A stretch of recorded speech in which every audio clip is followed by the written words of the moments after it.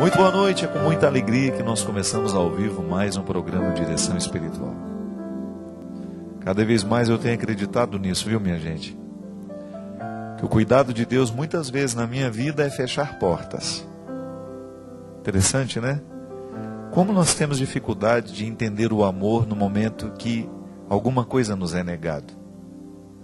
É assim com a nossa mãe, com o nosso pai, né?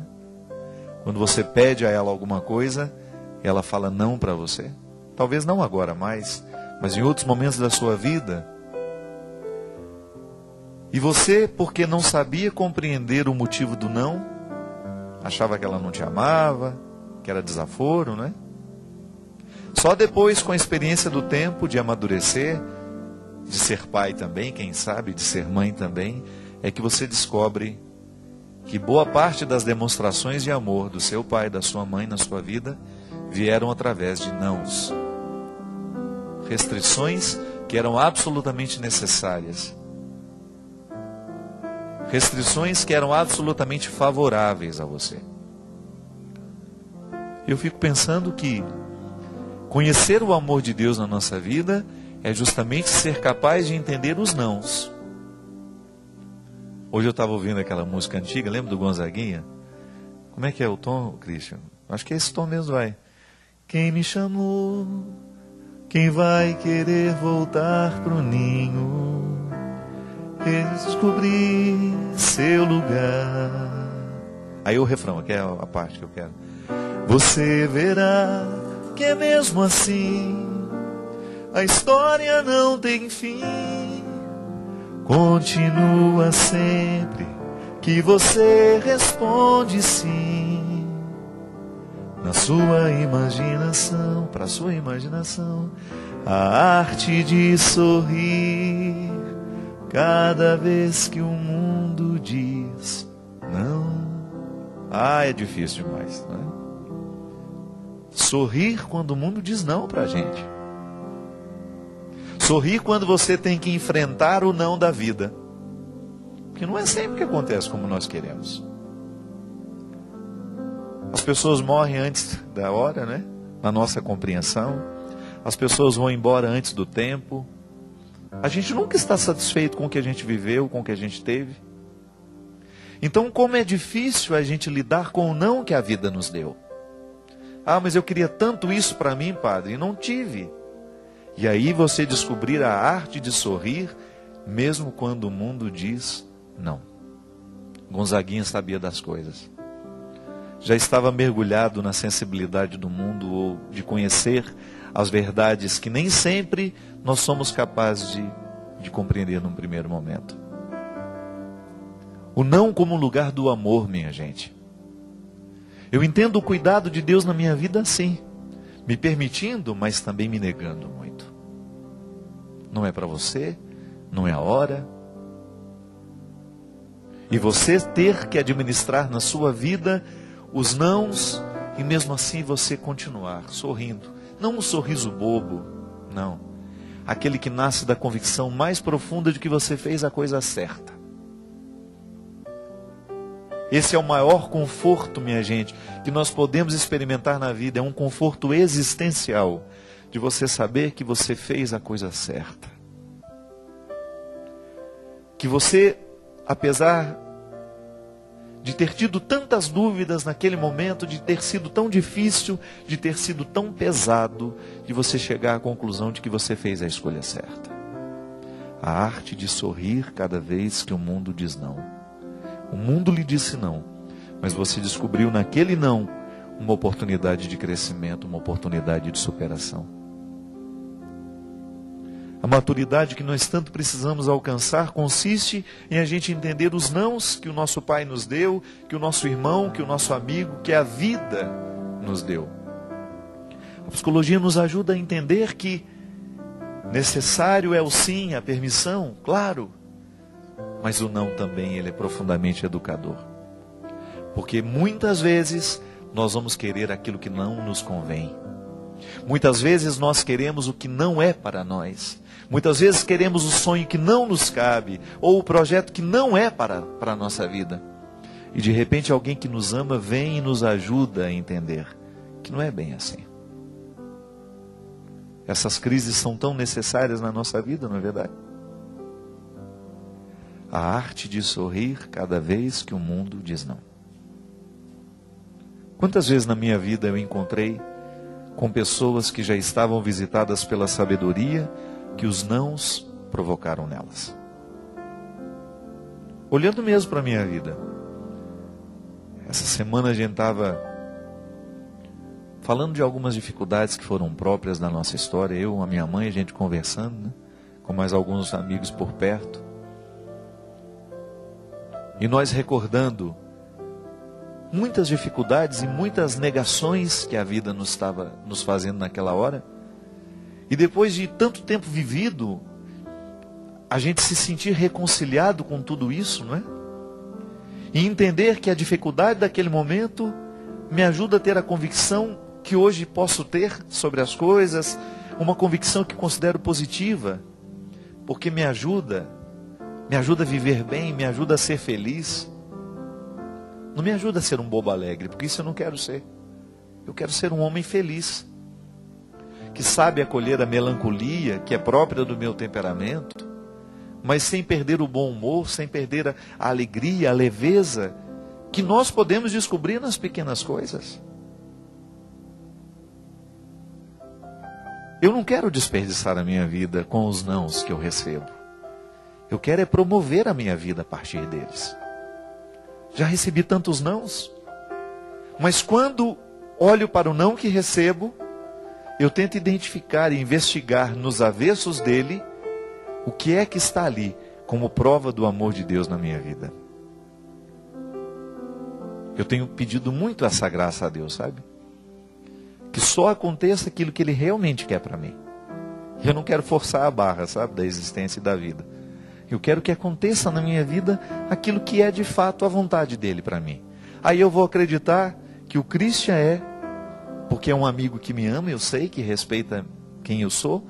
Aí eu acredito que Deus age na minha vida através do Christian. Aí eu acredito que Deus age na minha vida através do China. Aí eu acredito que Deus age na minha vida através da minha mãe, da Dona Augusta, da Cidinha, da Célia, da Luzia, do Eto. De tantos amigos que eu tenho esparramado por esse Brasil. E aqui eu diferencio bem, sem medo de ofender, amigos e conhecidos que me amam muito e que eu ainda não tive a oportunidade de ser amigo deles como eles são comigo. Hoje eu estava brincando lá no Facebook, né? É tão fácil, você clica no rostinho de uma pessoa que você nunca viu na vida, aí o Facebook fala assim para você: pronto, vocês são amigos agora. Quem dera fosse assim, né?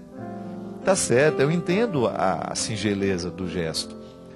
Eu estou trazendo para participar da minha página pessoas que eu não sei quem são, mas eu estou partindo do princípio de que elas são as minhas amigas, que elas me querem bem, que elas fazem questão de me ter por perto, de ouvir a minha palavra, de ver as minhas fotografias, que é o que o mundo do Facebook oferece, de conhecer as minhas notícias.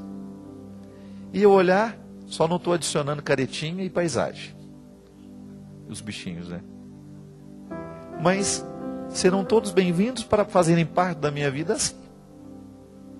Falo desses amigos que nos conhecem de verdade, que são aqueles que você pode pegar o telefone, ligar e saber que você vai ouvir ali, daquela pessoa, uma palavra que esteja de acordo com a vontade de Deus para a sua vida. Oh, meu Pai, que conforto isso. Você ter amigos que você sabe que dirão para você o que Deus gostaria que você soubesse. Já parou para pensar nisso? Que você precisa qualificar os seus amigos, a escolha dos seus amigos tem que partir deste princípio. Ele será uma voz de Deus na minha vida. Ele não vai me amar com egoísmo, ele não vai me dizer o que é só interesse dele para mim, não. Ele vai tentar ser uma transparência, um vidro transparente por onde o sol possa perpassar, ultrapassar e chegar até mim, que tanto careço das vitaminas que o sol me oferece. Vai filtrar os raios nocivos e vai permitir que só o bem daquele sol chegue em mim.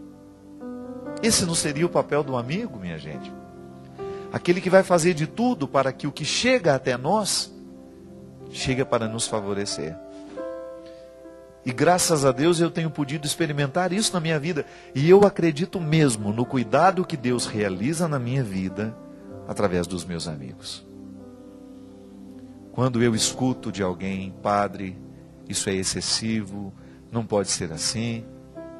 E a gente precisa estar preparado, né? Porque a gente não gosta de ser contrariado. A gente não gosta que o outro diga não para a gente. É natural que a gente fique ofendido e que num primeiro momento aquilo possa parecer ruim aos nossos ouvidos. Mas se Deus me ama no não, eu também preciso entender que o amor de Deus vai passar pelos meus amigos que também me dirão não, que também me pedirão cautela, que também me pedirão restrições. É assim, minha gente.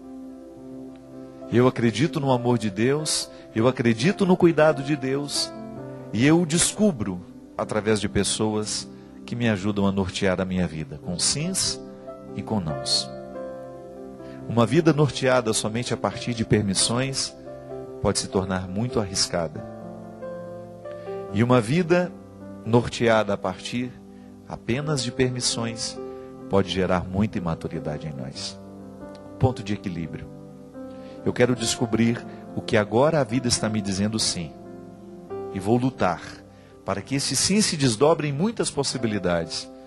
Mas eu também vou olhar para o não e descobrir neste não uma sabedoria, para que eu não me desespere, para que eu tenha paciência de entender o que este não está falando comigo. Pode ser que na sua vida hoje você esteja enfrentando uma situação assim, tendo que lidar com o não que a vida lhe deu. Não se desespere, não. Fique calmo, tranquilize o seu coração e dê um tempo para que a vida lhe mostre o que este não está querendo lhe dizer e lhe fazer crescer. Raquel Buzelato, de Iguatemi, Mato Grosso do Sul, me escreve e diz assim: Padre Fábio, boa noite. Preciso que o senhor me ajude numa interpretação bíblica, pois essa passagem tem chegado a mim com muita frequência. E não sei porquê, mexe muito comigo. Gostaria que o senhor me desse um direcionamento, um esclarecimento. É Êxodo, capítulo 3, versículo 1 a 6. E de maneira especial, este versículo. Tire as sandálias dos teus pés, porque o lugar em que te encontras é uma terra santa. Eu me arrepio sempre, padre, toda vez que ouço isto. Por favor, me responda para que eu possa acalmar meu coração e conduzi-lo da melhor maneira. Que Deus continue te abençoando cada vez mais. Admiro muito o seu projeto de vida. Fique na paz e um grande abraço. Lucemar, muito obrigado. A gente sabe que essa passagem, inclusive, já foi tema de muitas pregações, né? Eu gosto muito de citá-la também. É o momento em que Moisés está diante da sarça ardente, não é isso? É o momento em que ele tem essa epifania. O que é uma epifania? É uma manifestação do Senhor. Moisés está diante de uma sarça que arde sem se consumir, e ele escuta essa voz, dizendo a ele: retire as sandálias dos seus pés, porque este território é santo. Eu particularmente gosto muito dessa passagem para falar da dignidade humana. E pode ser que Deus esteja mexendo com você, Lucemar, por causa disso. É muito comum nos dias de hoje a gente se esquecer dessa dignidade. Eu sempre gosto de dizer, a dignidade humana é um fator determinante. Eu preciso tratar todas as pessoas a partir desta consciência. O outro tem uma dignidade que o pecado não retira, que os erros não retiram. Pode ofuscar, mas a dignidade humana está lá. Quando eu vejo um homem jogado numa sarjeta, ele está sendo negado na sua dignidade, mas ele não perdeu a dignidade. Ele está apenas negado. Eu gosto de dizer que essa dignidade é essa sacralidade, essa pertença, esse elo que me conecta ao sagrado, e que não há nenhuma realidade humana que possa fazer isso sair de mim. Mas muitas vezes, Lucemar, a gente pode escolher modos de vida que vão ofuscar essa sacralidade. Quando eu não me considero sagrado, e eu demonstro isso com o meu jeito de ser, com o meu jeito de falar, com o meu jeito de me vestir, com o meu jeito de me portar. Já observou que as atitudes humanas, elas nos revelam.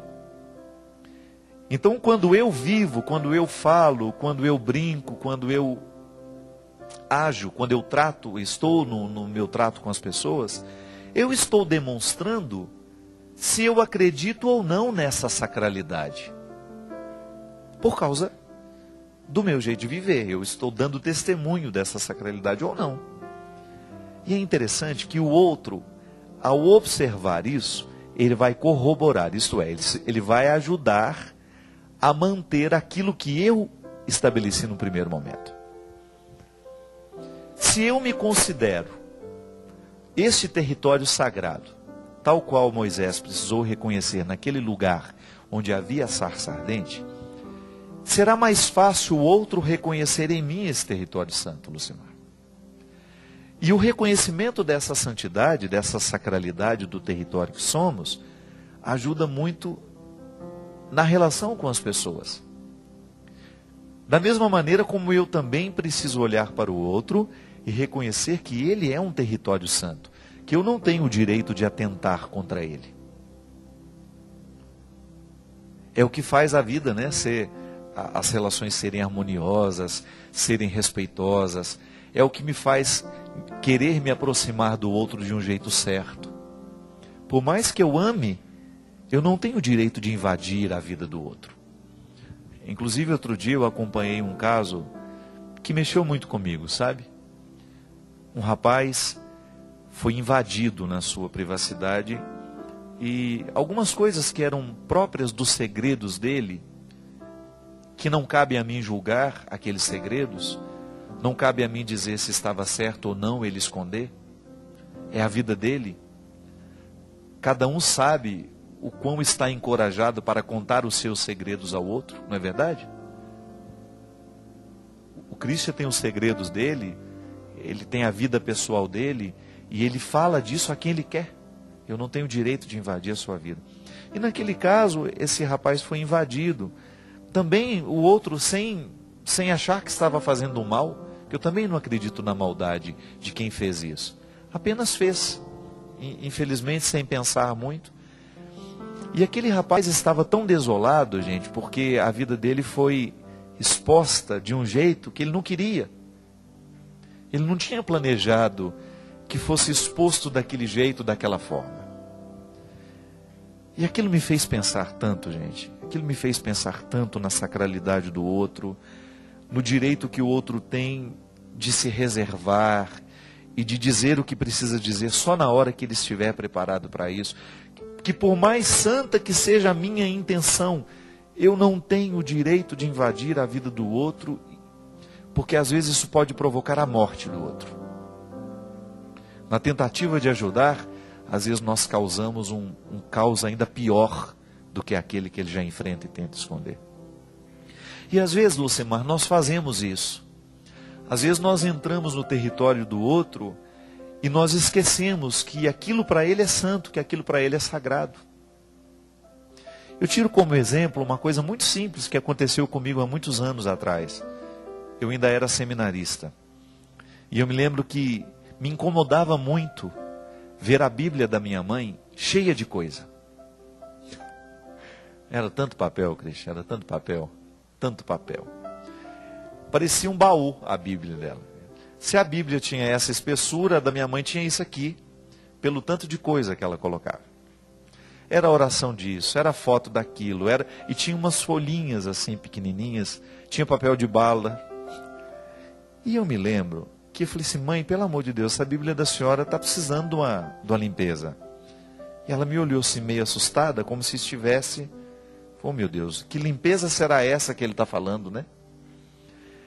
E aí, porque me ama, e ela não quis me contrariar muito naquela hora, né? Eu acho que ela falou, então vamos ver o que a gente pode tirar daí. E eu me lembro que na hora que eu comecei a tirar e jogar fora, assim, tirar, ela foi ficando acuadinha, né? E eu me lembro que eu tirei um papelzinho de bala, que aí ela virou e falou assim, não, pelo amor de Deus, esse papelzinho de bala eu recebi num dia que eu fui te visitar no seminário. Paulinho que deu a ela. Lembro direitinho dela falar isso. Eu já era padre, sim, já. Agora que tem uns 10 anos que aconteceu. E aí eu descobri que aquele papelzinho de bala, para mim não era nada.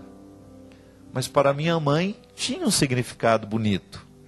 Um amigo que deu a ela no momento em que ela me visitava no seminário. Então tinha uma conexão. Aí eu me lembro de Rubem Alves, né, que disse de maneira tão poética: há coisas que são mais que coisas, são coisas que nos fazem lembrar. É aquele sacramental que ficou grudado naquele papel, né?